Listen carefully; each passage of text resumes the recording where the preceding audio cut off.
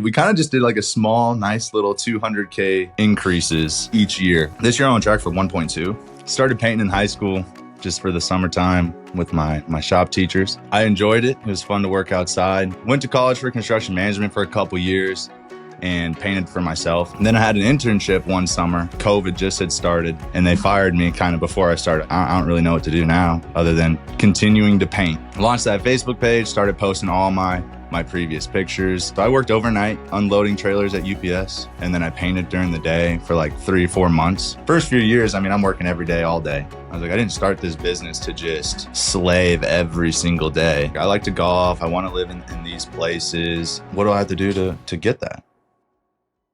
Welcome to the Painting Business Pro Show. My name is Eric Parsons. I'm the founder of Painting Business Pro, and today I've got Evan Kieser joining me on the show. We've been trying to get this episode done for months.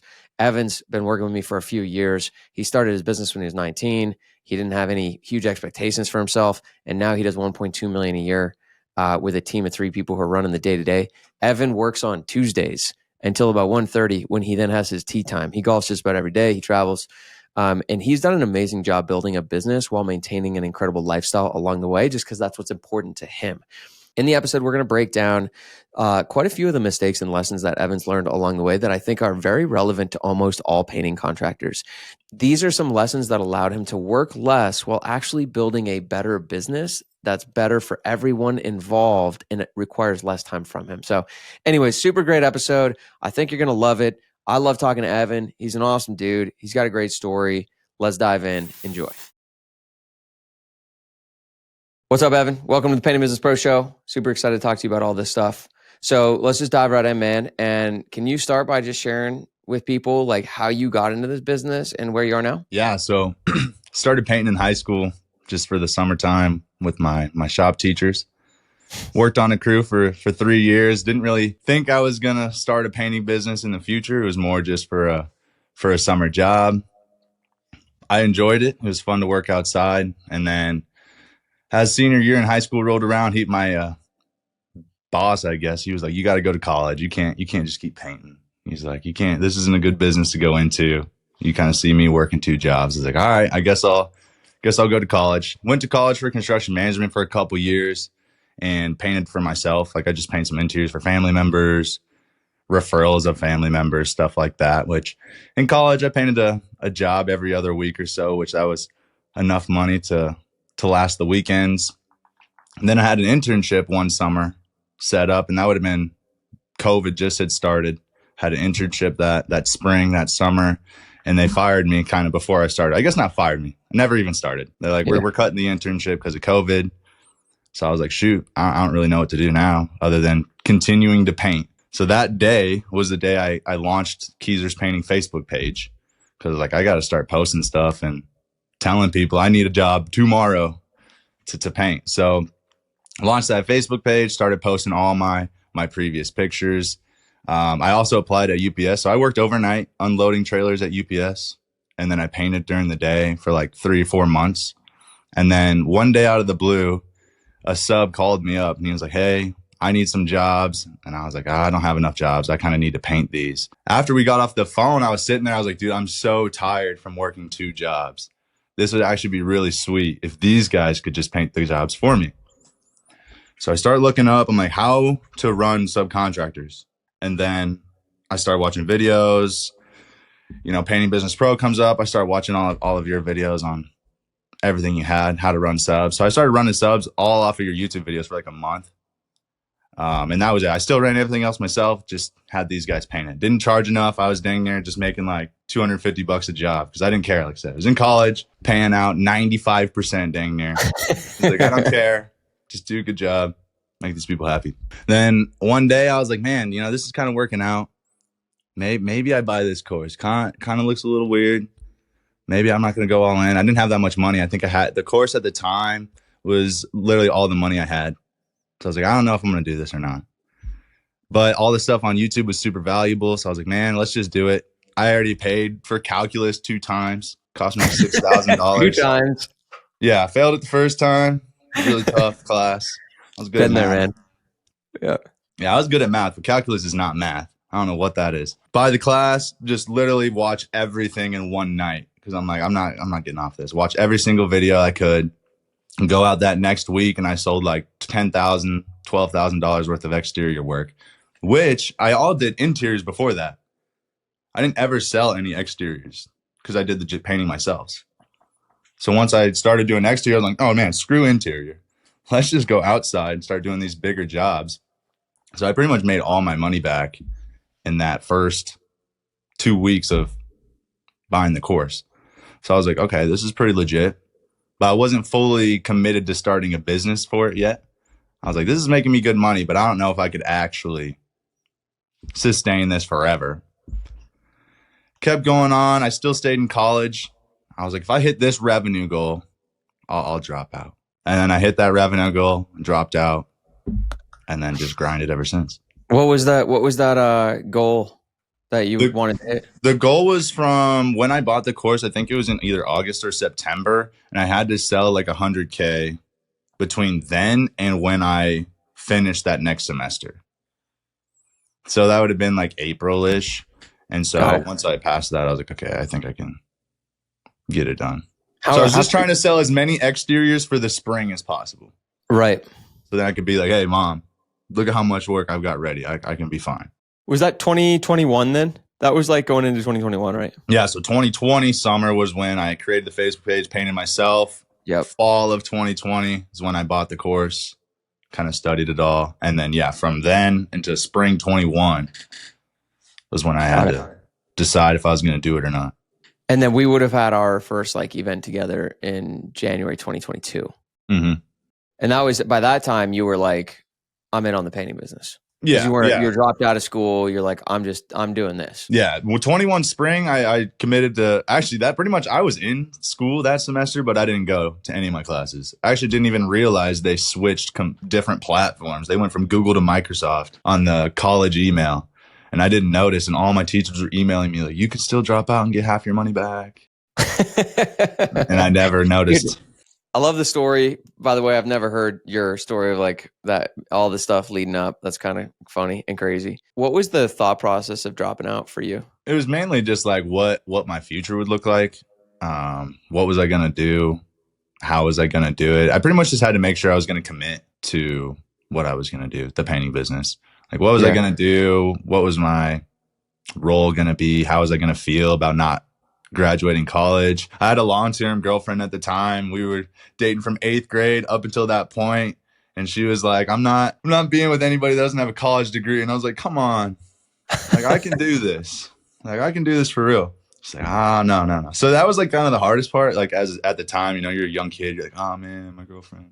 Yeah. And so I was just like, I got to be pretty committed to this. Like if I'm going to do it, I'm going to do it. And I didn't want to go to college in the first place. So it was kind of like an easy decision. Yeah. I was like, I didn't even like going to this, and I don't like paying for it because I paid for most of my college. Yeah. And then what that, you know, you dropped out. So you did your 100K, and then like walk us through the next couple years and then where things are at now. Yeah. So it's kind of to the point now where I mix up or jumble up some of the years together. Okay. But so then like 21, I think we did like 250, I believe.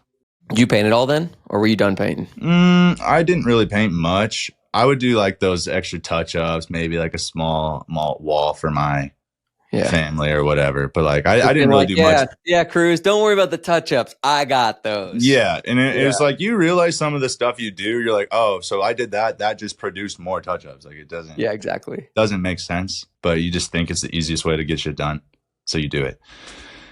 But yeah, pretty much when I started subs, I kind of got off the brush. I always never saw that as a super hard thing to do. It was kind of like, okay, if I'm going to have people work for me to paint, it doesn't make sense to continue to paint. Like I'll go do other things. So I just did more estimates. I showed up to the job sites a little bit more than I did 3 years from then. You know, I'd show up in the morning, in the afternoon, every single day, just because I felt like that's how I should manage a job. Yep. Didn't have much going on. But yeah, so that first year we either did like 200 or 250, but the production wasn't the greatest. Like I said, I was paying out a lot of money. It wasn't going to be able to sustain itself long term, but it was kind of nice to just get through a year without too many huge fuck ups. Yeah. We go into the next year. That's when my brother, he graduates high school. So I tell him like, hey, just come along with me. we'll do this. Actually, I think it was 21 he actually graduated. So he was with me actually in 21, doing some of the production with me. And then in 22, we swapped back. He did estimates and I went to production in 22. And I think we did like 480 or something that year. And that was the year we went from doing everything in 2021 to only exteriors and interiors in 2022. And so the whole focus of 2022 was me to dial in production's payout percentage and getting 5-star reviews. I wasn't super focused on selling too many jobs, just because in the year before it wasn't fun to produce any jobs because they weren't going smooth. While they weren't going smooth, you weren't going to make really any money at the end of it.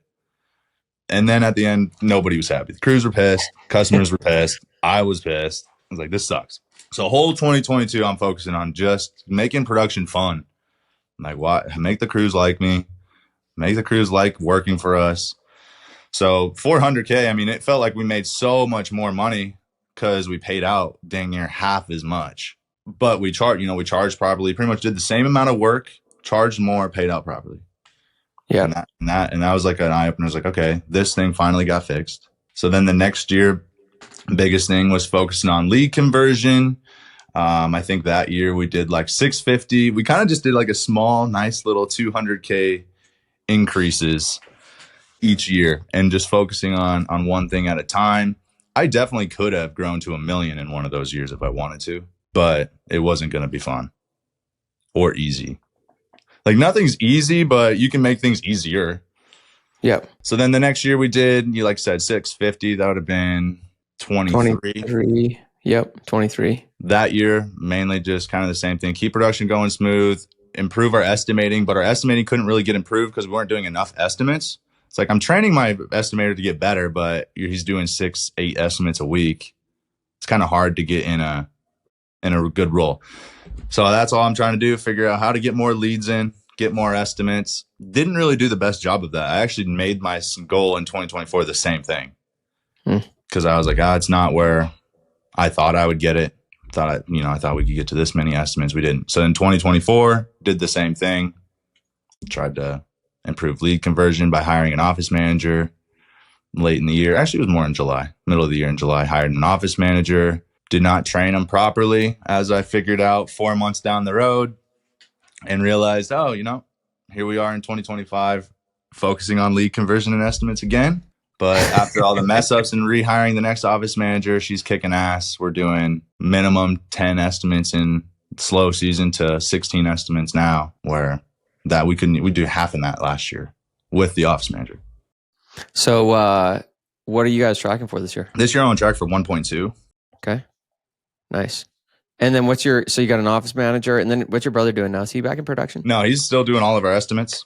And then do you have someone doing production, or are you doing it? Yep. I have a production manager who I hired last July as well. So my mess up was I hired an office manager July 1st and a new production manager July 8th. And I realized how much more there was to train a production manager than an office manager. So I kind of trained the office manager for a week and said, hey, you're on your way. Good luck. So I really did not set that person up for success at all. But then there's also some integrity things that could have been better on the other side as well. So it's like, yeah. Awesome. All right. Just noting some of these things down. So, Evan, one thing I think it's important just for like context, right? So you went from this is a college job to pay rent and make money to, hey, I could just make more money doing this than I could getting the job after the degree that I'd have to pay for that I don't like. So let's just, I am making more. So let's just do this. And then it was brother, come on.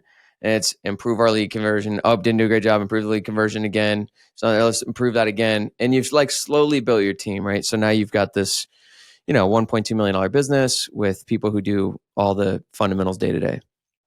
Can you walk me through like what's your lifestyle look like along the way, and what's it look like now? Yeah, so like when I first started it, man, I was deep in the grind. I could not get off my computer. It just seemed like all day I was just refreshing the lead pages. What can I go post? What can I go do? And it was like exhausting almost because like you couldn't think of things. There'd be nothing I could think of. I'd be like, dude, I just did production all day. I did my estimates. I'm still trying to figure out things to do, whether it be improve a CRM, look at new ones, XYZ. So it was just like all day, wake up, do production, do estimates. Having my brother join was definitely awesome. Working with my brother has been really fun. We've been close pretty much our whole lives. So when he came on, we kind of knew it was like one of those partnerships where it's like, yeah, we're not going to leave each other. So once I knew that, it kind of took like half of the stuff off my plate, but we lived together. So we kind of talked about it all the time too. So even when it was just us two, we were still in the grind. I would go out there and help him with production. He would take over some estimates if I was gone. So it was still working 40 hours a week, going out, making sure the crews were doing a good job because I didn't train them properly, didn't set good expectations. Our estimates were done good, so they were messing up the houses. So first few years, I'm working every day, all day. Then the next year, once I figured out how to run production properly, my time went from like 40 hours a week to 15 to 20. Just because we were producing the jobs really well. The crews were making good money. They were happier. They were able to do, final walk-arounds, get 5-star reviews, stuff like that. So, I went from, like I said, 40 hours a week, helping estimates, doing all the production to brother's able to do all the estimates. And I don't have to spend near as much time on production. So once my time cut in half there, I was like, dang, I'm making the same amount of money. And I just cut my time in half. And I started golfing more. I joined a golf club. I'm like, man, this golf life is pretty sweet.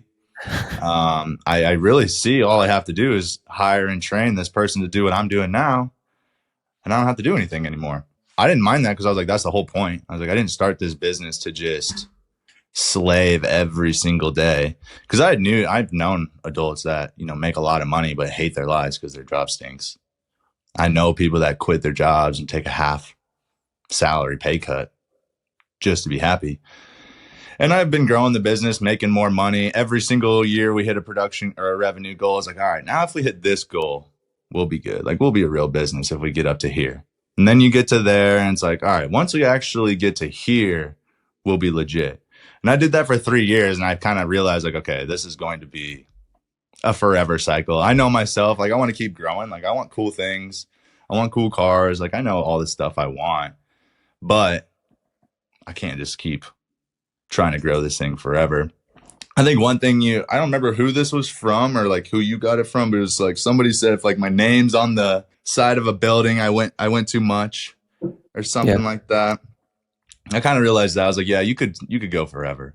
So once I kind of took a step back, realized like I can have a life that I actually like. Maybe being rich is like being able to have fun, golf all the time while I'm young and flexible. I golf with guys that are old and be like, man, I wish I could do what you could do. I'm like, damn, like maybe I do have a pretty sweet life. Like maybe I don't have to make this thing a $10 million company to feel cool. I never really felt like I had a cool business, I guess, because everybody else has had a bigger one. Yeah.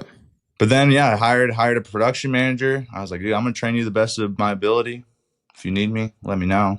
Trained him as hard as I could for a month. And then I like had nothing else to do. I was like, dude, this is sweet. So then I was like, I'm just going to try and figure out what else I can hire. The office manager to take some stuff off my plate and the sales rep plate so he can do more estimates. I just started thinking like, if I was the sales rep, who could I hire to actually like improve his performance and everybody else's performance? And so that's kind of how I'm thinking about it now. But now I'm only working on Tuesdays. In the mornings, I do all my one-on-one meetings with my office manager, my sales rep, my production manager, and then I do a team meeting. So all the one-on-ones are out a half an hour. So 30 minutes, 30 minutes, 30 minutes, and then an hour team meeting. Then I do a Facebook ads coaching call for an hour after that. And then depending on, usually I can get, payroll ran, any insurance stuff paid in the morning before those meetings. But if I don't get them done, I'll just do it right after that call. And then I usually got a tee time booked at 1:30. And I go play golf in the afternoon. And then that's pretty much my work week, unless there's an audit needed to be done. But I'm actually training my office manager to start doing the audits because I told her this is way too easy for you not to do. Yeah. I love you, dude. Yeah. So now I'm working on Tuesdays. Yeah. I just realized like how good other people are at stuff. Like my sales rep is good at estimates. He's really fucking good.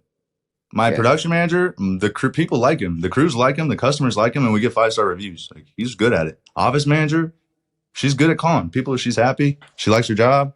People over the phone compliment her, like, "Oh, I really like talking to you. You answered this really fast." I used to think I was the hottest shit in the world. It's like, no one can do this. No one can do it like me, you know? And then you start to see like, oh, actually these people are better than me. I just support them. You guys need anything, you let me know, but I'm not messing with your flow. I'm not messing with your jive. I'm not coming out there and stalking y'all. Yeah. Same with the crews. Like, I trust y'all. If you can't do it, then we're not going to work. But I trust you guys to paint. You guys have been painting for years. I just run this painting company. I wouldn't trust you to run my company, but I trust you to paint this house. Yep. No, it's awesome, man. So one of the things we talked about before we got on was like how you figure out like what you wanted to get, like what you wanted in life. And, you know, for anyone listening, like I know, you know, known Evan for a few years, 4 years. And this is something like I feel like he's just really good at is not getting hooked into more. I got to do more. I got to work just to like be busy. Like the fact that you're just cool with like, dude, I'm doing my part in the role, and you don't have any guilt around that. Like you work Tuesday, and I love this story too because that was why I started my painting company. And that's how I ran mine. You know, it was the same way, like in a lot of the same pace. You know, I went from 150 to 390 to 650 to 1.1. What was that process like getting clear on what you want, and how do you like make decisions in your business to like, yeah, how do you think about all that? Yeah. So, like, mainly, like, how I changed my mindset from like what I used to think into where I'm at now is like all of the leadership events, just listening, like, what do you want? Like, literally just asking the question, why do you want that? Like, you just say, write down everything you want, and then you just ask yourself why. You'll start to figure out like what you don't want and what you do want. Like, it wasn't that hard.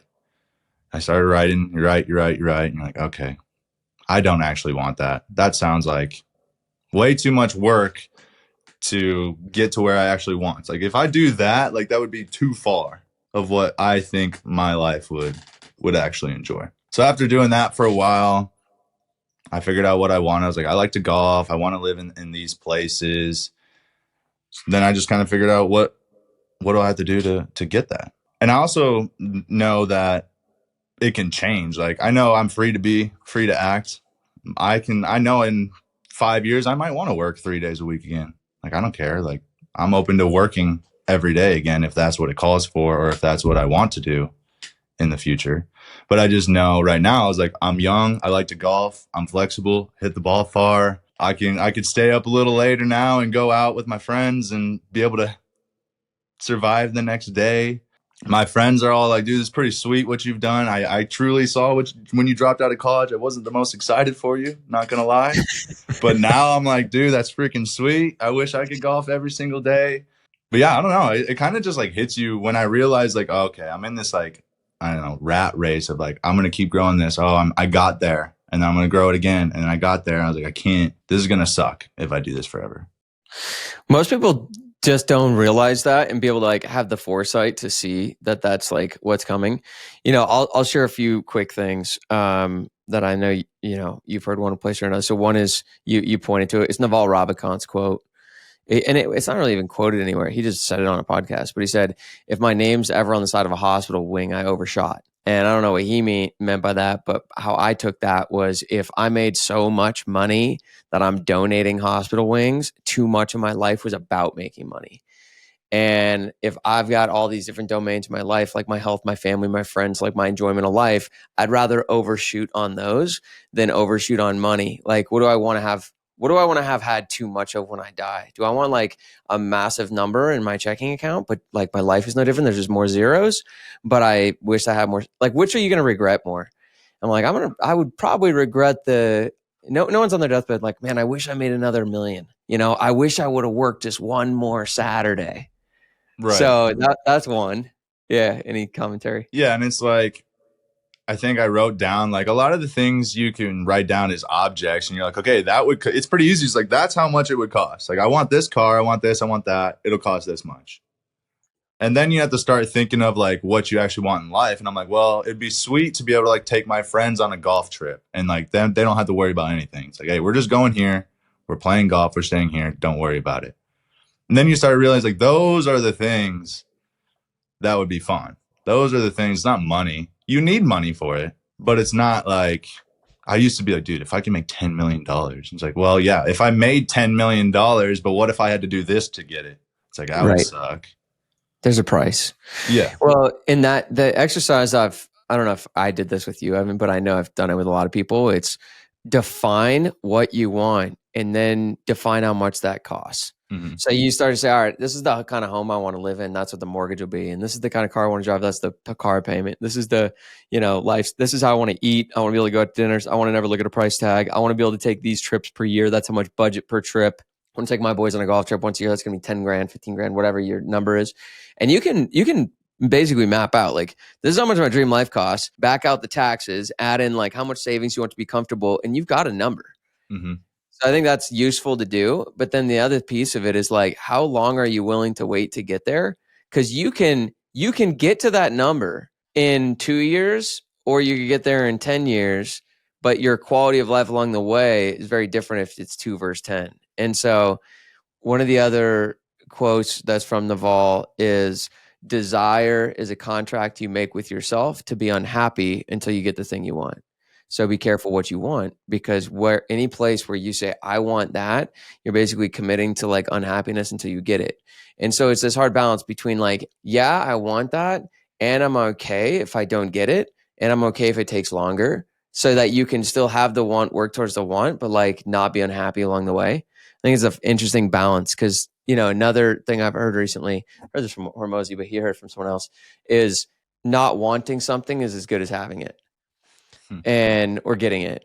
Yeah. Right. So you can like really want something, and then, once you get it, you're like, but you could also just not want it and be in the same spot. And so there's like all these like kind of interesting paradoxes where it's like, what are you really aiming for in life? And just being aware of how that all works is valuable, so you can be thoughtful about how you're creating and designing your business in your life, because that's the whole point of creating a business, is to be able to create freedom so you can create your life. Yeah. And it's crazy because, like I said, growing up, I never was like, I want to start a business. So it was just funny to see like my mindset from like when I first got into college. I was like, I'm going to be a construction manager. I'm going to finish this. I'm going to come out making 80 grand. I'm going to just have your steady life. I'm going to work 40 hours a week at Hawkins Construction, come home with my truck, make decent money, have a family, whatever. And then you start this business, and now it's like, I'm going to have this car, this house. I'm going to do this. I'm going to do this. I'm going to do this. I'm going to do this. And it's like, dang, like, that's going to be a lot more work than just doing this. And I think when I first started like business, I was like 19, like when I bought the course, or maybe I was like just turned 20. I think it was 19. I think so. Yeah. I definitely thought at 19, I would be further along in the business at 24. But I remember at 19, what I thought I would be doing right now was not this. I thought I would be slaving. Yeah, like I thought I'd still be working 5 days a week, but I thought my business would be like 2 million, 2.5. I was like, at 24, oh yeah, 2 million. Like, how would I not be? But I thought like, I'm still doing estimates. I'm going to do estimates along with them. I might run a couple crews for commercial. I might do this. I might do that. I definitely would not be that happy. Right. Then you realize like, okay, this is actually what I want. And I'm like way happier now, just on track for 1.2, just because what I get to do, the people around me are happy, still make good money, even though I know like I could probably make triple the amount if I wanted to. But once I just kind of was like, hey, if I'm 30 before this happens, whatever, like it's fine. It's not that big a deal. Yep. It's awesome, man. Anyways, I love it, because that's what I'm all about, Evan, is like, you don't need to kill yourself. Like if you're not enjoying the process, like what's the point? Like you literally have the opportunity to do that, but then almost everyone universally as a business owner then just like keeps killing themselves to get to the next level. But then you get to the next level and it doesn't actually solve all your problems. There's just more problems, bigger problems, more accountability. You're like, all right, let me just slave to the next level, the next level. And it's just this never ending thing of like, dude, fuck all that. Just love your life along the way, because you can still have great growth, great business, great lifestyle. And there's a sliding scale on that. You're on one end where it's like, I work Tuesdays until my tea time at 1:30. Right. Doesn't get much more, but there's could be hey, I'm like a 25-hour work week, and you could be growing. You could get to 2 million. Yeah. And so what I love about Evan, what I love about you is how consciously like you choose and run your stuff, and how like thoughtful you are about it, and like really intentional about, this is how I want to live right now. And maybe it'll change, but right now, love it. Yeah. And I know people also that, like you were just saying, they do work 25, 30 hours a week and they love it. Yeah. They love it. Like I couldn't imagine working only on Tuesdays. I'm like, yeah, that's the point of this. That's why we do this. Like you can do whatever you want But if you're going to do whatever you want and be unhappy, like you're the one doing it to yourself. Like I realized like I could do whatever I want as long as I just choose. It's like I don't have to answer any phone calls Saturday and Sunday if I don't want to. Nothing's going to happen. I'll answer them on Monday and they'll be fine. Dude, that's the boat I'm in now. I was in your boat where I'm like, dude, I'm gonna work as little. One of the things I did in, I think it was 2013, I was working like 10 hours a week on my business. And I was like, man, like, how do I work less? And I read Tim Ferriss's 4 Hour Work Week, and he's like, Mhm.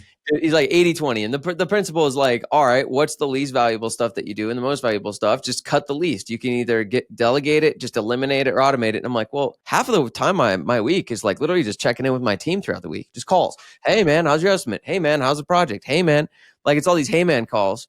And I was like, well, what if I just didn't do them? And I just quit doing them. And you know what happened was nothing happened. It was the exact same business. I just chopped 5 hours off my week. And so I was on that side for so long, and I was golfing almost every day. And I was traveling and life was good. But then now I'm at the point now where I'm like, dude, I really love what I'm doing. And I actually like feel better when I have a little bit of productivity every day, where like a 20-hour, 25-hour work week, I think is my spot. Right now I'm doing a little bit more than that. But I'm like working towards like, 20, 25 hours a week is like ideal for me. So I think that just like changes, through life. But if you're not conscious, you'll get wrapped up in like more. Right. And yeah, and like I think I've said this already, is just being free to change to whatever. Like I'm free and open to, if something were to happen to my estimator, like I can change my whole calendar, my whole life to just incorporate having to do estimates again. Like I know now, being in control of my life and my calendar and how I do things. And it's like, even if I had to step in, I'd still play golf. I know I'm not going to let it affect it. I'll make sure I schedule it how it needs to be scheduled. It's not the end of the world. Where before, man, something goes wrong, it's like, oh, cancel this, cancel that, all in on this job, because if I'm not thinking about it every second of the day, nothing's going to change. Awesome. All right, bro. So you said a lot of good little nuggets that I think most people probably missed if they weren't really listening, or we can go into. So I wanted to transition over to like some lessons and mistakes. We talked about a couple of them before we got on, but I've actually noted down a few other like super valuable lessons that I think you touched on. So I'll just go through the list in no particular order. So the first one is, you told me before we started, and you kind of hinted at it earlier, you were doing too many services. And you said, hey, in this year, we trimmed down to just interior and exterior painting. And I thought, there's only interior and exterior painting. What were you doing before? So yeah, you want to walk through like what your service offerings looked like, the problems with it, and how, what you've learned. Yeah. So when I first started, running crews or even just like the business, I did everything in terms of fences, decks, changing boards on decks, changing boards on fascia, soffits, just stuff that I had did on the crew myself that I just assumed that, oh, we can just, do this in the business, like clear coating, super intricate stain work, new construction jobs, commercial jobs, just everything that you could think of that could be painted or stained, we were doing it. That didn't work out very well for a couple reasons. One, I didn't know how to estimate half of the stuff we were doing. I was just kind of going out there and be like, okay, I think it'll take this long, XYZ. And then the other time is like the crews might have an idea of how to do it, but they don't do it often enough, whereas like this is going to go smoothly.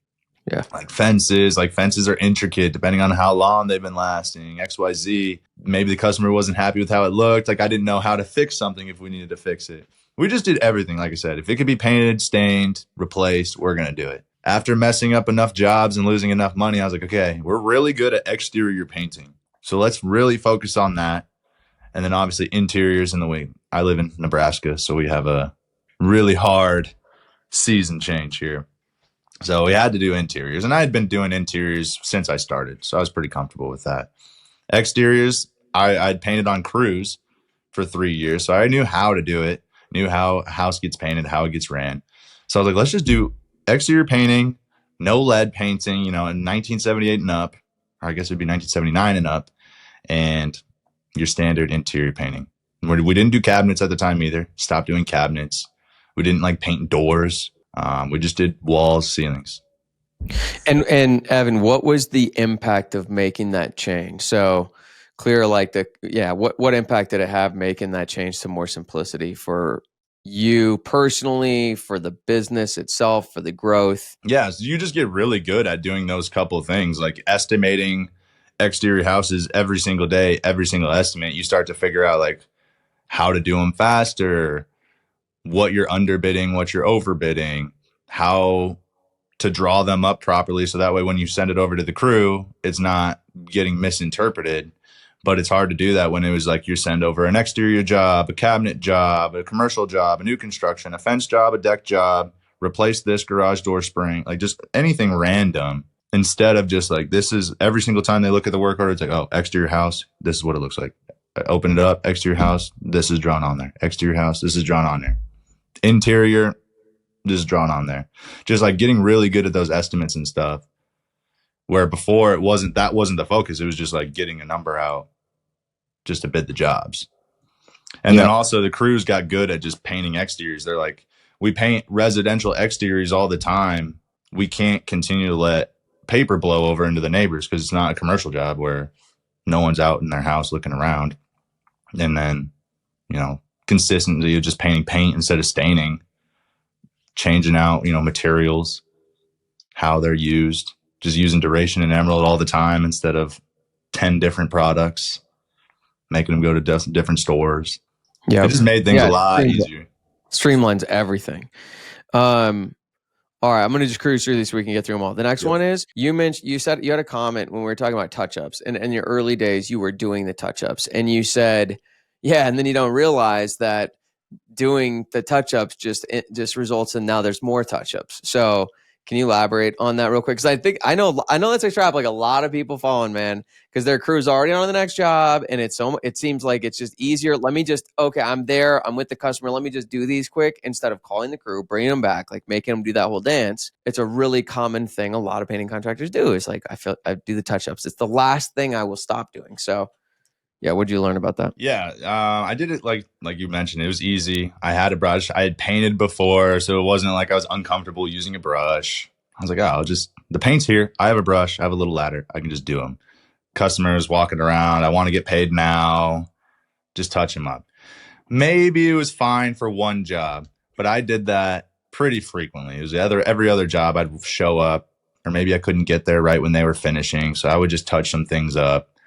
And then what was happening is just like they knew I was going to do the touch-ups, so they would just leave them. They knew I wasn't going to come back to do this, so I'm just going to leave it however I was done. They're not going to look around. And then eventually once I said, hey, I'm not doing touch-ups anymore. It's uncomfortable. It sucks to, waste time, I guess you could say, to call them back and get them back out there. Actually, what happened was I got better at my final walk-around.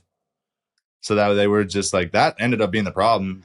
In reality, It wasn't that they were leaving touch-ups and then I had to do them. It was like all the way at the beginning. It was like, just do a better final walk around, get there on time, figure out when they're going to actually finish so we can walk around together and get them all done. But in the events, like there are actually touch-ups that maybe a customer calls back, like, hey, I seen this back there or whatever. We just stop. Yeah. It's like, you have to put your foot in the ground and be like, all right, we're done doing this. We're calling them back. And then eventually they'll just stop leaving them. It's kind of just how it works. Yeah, because it sucks for them too, but it sucks for them worse than it sucks for you. They will stop leaving the touch-ups. And guess what? Customers are happy. They're actually more efficient. It doesn't actually take much longer to not leave a touch-up than to leave a touch-up. Like these don't take long when you're already there, have the crews, have the paint out. It takes so much more time when the paint's not out. It is an overall net efficiency in the whole business to just get it done right. Yeah, and if they know you're going to call them back, they walk around much more. And that's just an expectation that I had set once I was like, hey, listen, like I know I'd been doing the touch-ups. I'm not going to do them anymore. You're going to come back and fix them. So you might as well just walk around really, really good and make sure you don't have nothing to come back. Because I don't want you to waste money. Like I'm trying to make money. You're trying to make money. Like I know it takes time. I'm not like blind to that. I know it takes you time to send a guy out here that could be working on our current job. But this customer's not going to pay us. And if they don't pay me, I'm not going to be able to pay you. So that's just how it is. Hey, Eric here. Pretty much every person that you've heard on this podcast or you listen to is someone that we work with at Painting Business Pro. We've coached. Some of them we've even become business partners with. What we do at Painting Business Pro is help people who are starting or growing a painting company grow an amazing business with great profit while enjoying an amazing lifestyle along the way. And transparently, our goal is that for the right people, we actually end up making a minority acquisition to help you grow your business even further as a partner of ours in our company. If you're someone who's serious about growing your company, living a great life, and you want some help doing it, we love what we do. We're very good at it. We do it in our own businesses right now. Head over to paintingbusinesspro.com and hit apply now, and we look forward to talking with you soon. All right, next up, man, showing up to the job. You said in the early days, you were like, I was there every morning, every afternoon. I thought that's what I was supposed to do. Like, that's what you do. That's how you manage projects. Like, you show up to the job. And obviously, you've learned when you train your crews properly, which we'll get to next, you didn't do that anymore. So what beliefs changed? How did your view change from the before and after on that? Yeah, I can't remember like exactly the time frame I did it.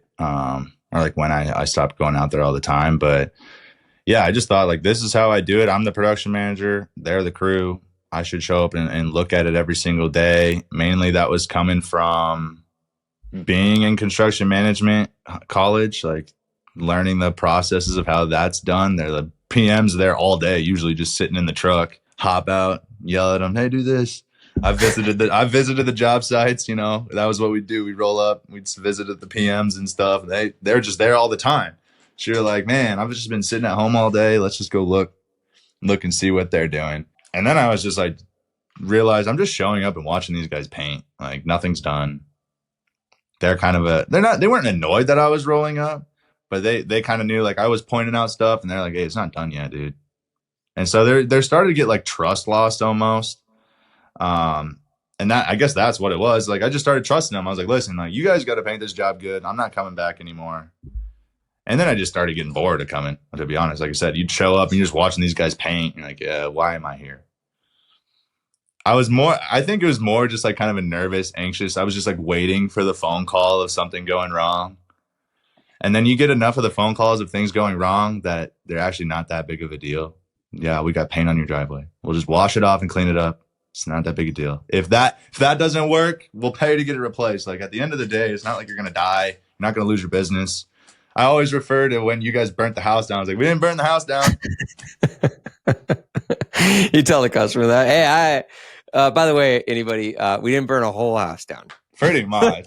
And it was fortunately, it was an under construction house, but we torched the side of a house. A painter left a stain rag in the sun. It ignited and burned like a whole side of a house. So it was like a $20,000 thing to fix, and no one was in the house. And anyway, but yeah, I refer to that all the time. Like, hey, we didn't burn the house down, so whatever. Feel free to say the whole thing. I just need to cover my tracks. No, I know. No, they're clean over there. But yeah, I just trust them. Don't have to show up anymore. And then I've had crews for long terms now. I mean, once you learn how to like talk to crews, you're like, listen, I'm trying to work together for a long time. I've had crews this year that I worked with in 2021. And in 2021, they sucked. But in 2021, I sucked. So it's like, oh, we'll be fine. And they're my best crew now. I mean, they could do the final walkthrough without me showing up, which I'm not the production manager anymore, but yeah, they're a kick-ass crew. My view is if they can't do that, then you need to get better crews, or you need to train them better, you know, because this isn't rocket science. And if they're so incompetent that they can't do that, then like, why are they working? Why do you hire them? I said it before. It's like, I used to think I was the best painter. I used to think I was the best this, the best that. No one can do better. No one's going to care about it as much as I am. And they're like, actually, these guys do care about their job. They want a job. And they care about their work, man. Like, let them do their thing. And if you've got people who don't care about the quality of their work and they don't care about their job, then you should be getting rid of them anyway. Yeah. So if they're the kind of crew that you need to micromanage and babysit, they're not a crew you should have anyway. There's plenty of good people out there. It just takes finding that one great crew, and then you're like, oh, this is it. This is who I need to be finding. These are who I need to be, I guess, upholding the standard of everybody else. You just want to get jobs done. You're like, oh, they kind of did that. It's fine.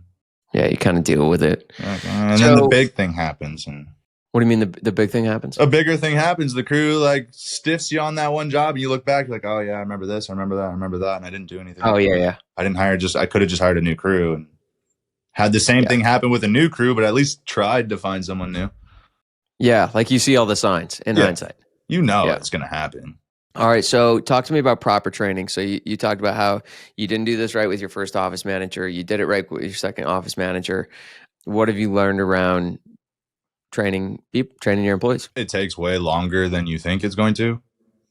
Like that was like the biggest thing. I always thought it was like, oh, shouldn't take that long. It didn't seem like it took me that long. But then you start to realize like how long you've been doing it. You're like, I don't understand why this initial call needs to be trained for 2 months. It's like, well, because I've been doing it for 3 years. Like, that's why it doesn't seem like it should take that long. And just like knowing all the intricacies of painting, what people might say to you. It's just like I didn't think of all these things. And then also like what I did after the training was also like a big thing. I kind of just like abandoned it.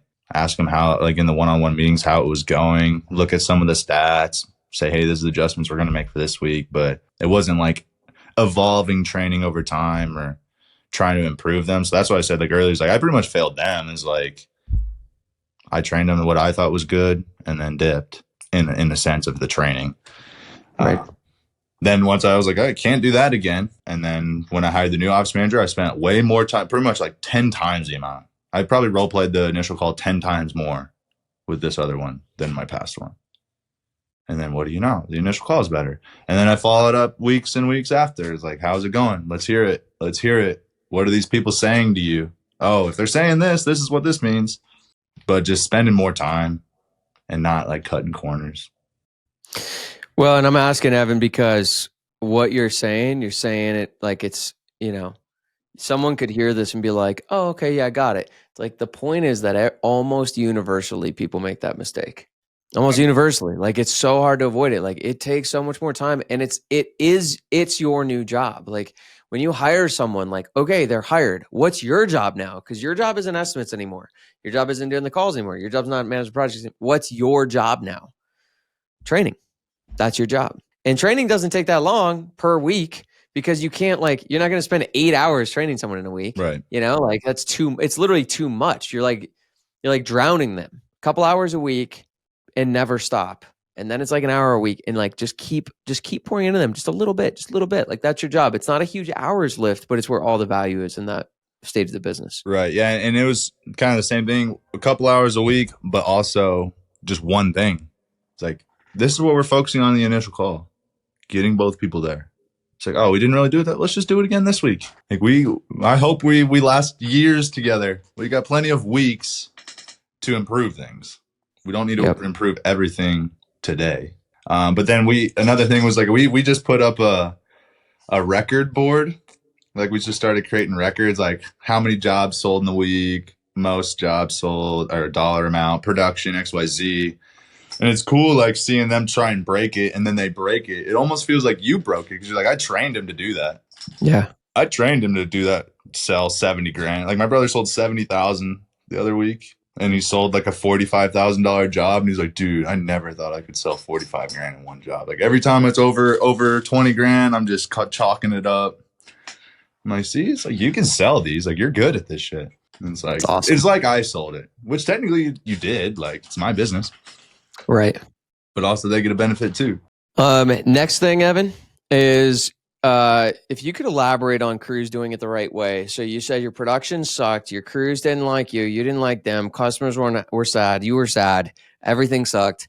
And then you're like, dude, I'm going to get production right. So obviously one thing is you slim down your service offering, but when you say like crews doing it the right way, what did that year look like and how, in your view, and then I'll add any commentary that I think is worth adding, but like, what does it look like to run production the right way with your crews? Yeah. So first was like increasing our price. Like we had to increase our price a little bit so that way I could pay out a better percentage. Like it wasn't paying them much more. It was just making it easier to pay that out. Like at the time we were probably paying out like 60%. Like I was like 90 when I actually was just right into it, but then I got it down to more like 60. And it's fine, like when you don't got a team or nothing. But if you want to grow, it's like I had to get that down. So that was like the first thing, was just increasing price to make production easier. So that way, if we did have a job that creeped up, it would be more like 54. So everything would be at 50, and then maybe you have a 60. So that was like the first thing, made it a lot easier. And then just like setting expectations with the crews on like why we're doing certain things. I don't know what took this so long for me to like realize, but I'm like, you're not actually working for me. We are working for this customer. So if this is what I said to them, like I was actually at their house the other day talking to them, and this is what we said to each other. And so if we don't do that, we are not going to get paid. Like, we're not going to get paid. I promise you that. And I don't know why. It's like they get that now. Like before, I just said all these things like, oh, we're paying you this much. Like, you got to do this. You got to do that. You got to do this exactly like this, because this is how we do it over here. It's like, nah, bro, this is how we talk to them over here. And this is what we said to them. And this is what they said to us. And this is what they want. We just got to do it like that. And it just clicked. Like, I didn't do that before. It was like, hey, we got to scrape, sand, and prime all these spots. Not because like I'm just a dickhead and want to tell you to do this. It's because like that's what we said we were going to do. And if you want to keep working with us, that's what we're going to have to do. It's a really subtle shift where it actually puts you and the crew on the same team to serve a customer versus like, them serving you, which fundamentally puts you almost at odds. Where it's like, no, dude, like we're working together to serve, like they're the boss. Like we made these promises to them. We're together. We got to get this done so that we get paid. They're happy because they're the ones we are working for. It's a subtle shift, but super useful. Yeah. I mean, obviously you don't like when you're talking how you're paying, you're not saying like, hey, we're 50%. But after you work together for a long time and the crews collect your final payments, like you trust each other, like you get an idea. Like, I'm obviously making money from this job. Like, we're not idiots here. Yeah. It's like, dude, we're literally a 50-50 partnership here. It's like, I'm 50% to get all the jobs and shit that we need to do. And you have to paint these good. I promise you, if I don't get any jobs, you won't be working. I promise you, if you fuck up all these jobs, I'm not going to be able to get any more jobs. Like, it's that easy. And then the crews are like, yeah, I got you, man. I got you. I was like, all these neighbors, they're literally watching us. That neighbor, he just called. He wants an estimate because you guys would look fly as fuck over here. They want it painted by us. They're like, yeah, heck yeah. That's awesome. All right, man. So I went through everything that I kind of had on my notes and list over here. Is there anything else that you'd want to share with anybody who's listening in? I feel like I've said everything. I mean, really all I did was figure out exactly what I actually wanted. I used to have all these things I thought I wanted. I actually didn't want them. They're all just part of the force field of business, as you would call it. Just things you thought you'd have to do. I thought I needed this many branches. I thought I was going to open another branch of this, franchise this, something. And I just started to realize like that's not what I want. I want this. I want this. I might want a second company and a warmer place to golf, but I'm not Alex Hormozy over here trying to acquire as many $1 million, $100 million businesses as possible. Just trying to have a good life. Yep. Awesome, man. Well, I love it, dude. I love and appreciate you. Super excited for just like the progress too. I know that you've been like chipping away at it, but in a way that I totally respect. And it sounds like it's going super good. Not just for you, but like also for your team. Like just the growth of the business. Your brother's selling 70 grand. Like your people are winning. Your crews are winning. Your customers are happy. Like it's a super cool thing to have built. And, so anyways, just super happy for you. Yeah, it's super fun. And I tell you what, you start chipping away. Eventually the chips just start getting bigger. You just hit and the chips, bigger chips. They started small, but now these chips are starting to be pretty big and it's pretty sweet.